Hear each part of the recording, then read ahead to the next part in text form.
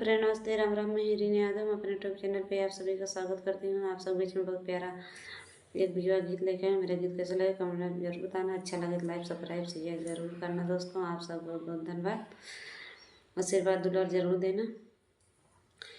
इहीं पारा गंग हो इहीं पारा जमुना, बिचवा माली फूलवार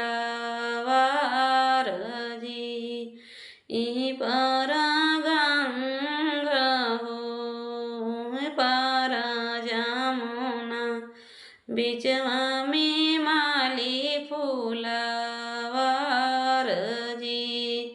गोड़वा चढ़तया मई राजा दशरथ पूतवा, गोड़वा दिहले ठमाकाई जी। सुंदर सुंदर माऊर गाछु मोरी मालिन, सीता बिहानवा के जाबजी।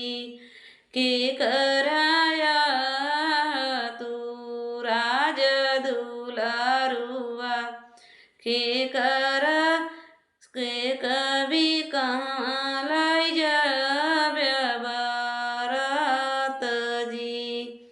राजा दशरथ जी के राज दुलारुआ, जन जी के द्वारे बारात जी।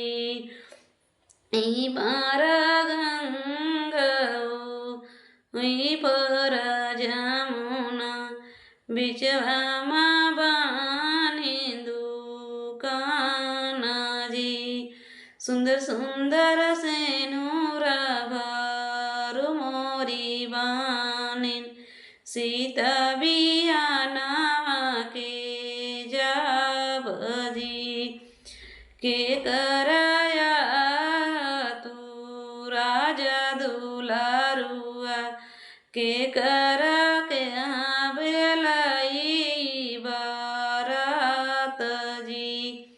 राजा दशरथ जी का राजा दुलारुआ, जन जी के द्वार